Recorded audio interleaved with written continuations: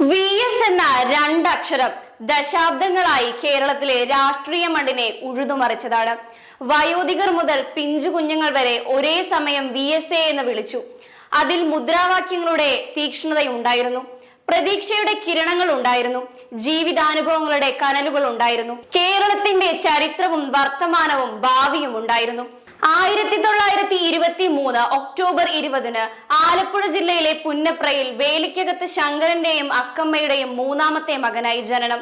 തന്റെ 15ാം വയസ്സിൽ 1938 സ്റ്റേറ്റ് കോൺഗ്രസിന്റെ അംഗമായിട്ടായിരുന്നു അച്യുതാനന്ദന്റെ രാഷ്ട്രീയ ജീവിതത്തിലെ ആദ്യ വഴിത്തിരിവ്. പിറകെ ട്രേഡ് യൂണിയൻ പ്രവർത്തനങ്ങളിൽ സജീവമായ VS 1940 കമ്മ്യൂണിസ്റ്റ് പാർട്ടി അംഗവുമായി. 17ാം വയസ്സിൽ VSനെ കമ്മ്യൂണിസ്റ്റുകാരനെ കണ്ടെത്തിയത് മറ്റാരുമായിരുന്നില്ല, സഖാവ് P കൃഷ്ണപിള്ളയായിരുന്നു. വിഖ്യാതമായ പുന്നപ്ര വയലാർ സമര നേതാവ് VS അച്യുതാനന്ദൻ മാറുന്നതും ആ കാലഘട്ടത്തിലാണ്. പിന്നീട് VS തന്റെ രാഷ്ട്രീയ ജീവിതത്തിൽ നേരിട്ടത് സമാനതകളില്ലാത്ത പോലീസ് പീഡനങ്ങളായിരുന്നു. പിന്നീട് പാർട്ടിയുടെ മറ്റനവധി പദവികളിലേക്ക് നേതൃത്വം നൽകി. CPIM രൂപീകരിച്ചപ്പോൾ ആലപ്പുഴ ജില്ലയുടെ ആദ്യ ജില്ലാ സെക്രട്ടറിയായി പാർട്ടി നേതൃത്വം ചുമതല നൽകിയത് VSനായിരുന്നു. 6 വർഷം ആ പദവിയിൽ അദ്ദേഹം തുടർന്നു. CPIMന്റെ കേരള സംസ്ഥാന സെക്രട്ടറിയായി 3 തവണ തിരഞ്ഞെടുക്കപ്പെട്ടു. രാഷ്ട്രീയ ജീവിതത്തിൽ 10 തിരഞ്ഞെടുപ്പുകളിൽ ആണ് VS മത്സരിച്ചത്. അതിൽ 7 എണ്ണത്തിൽ വിജയിച്ചു.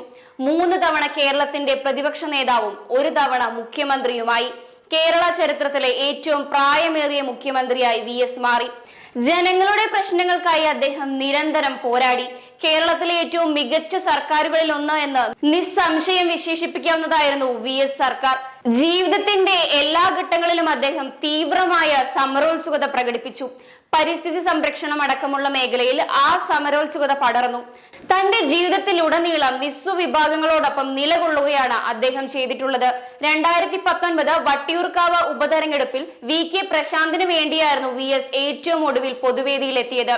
ആരോഗ്യനില അത്ര സുഖകരമല്ലാതാവുകയും VS പൊതുജീവിതത്തിൽ നിന്ന് പൂർണ്ണമായും പിൻവാങ്ങുകയും ചെയ്തു.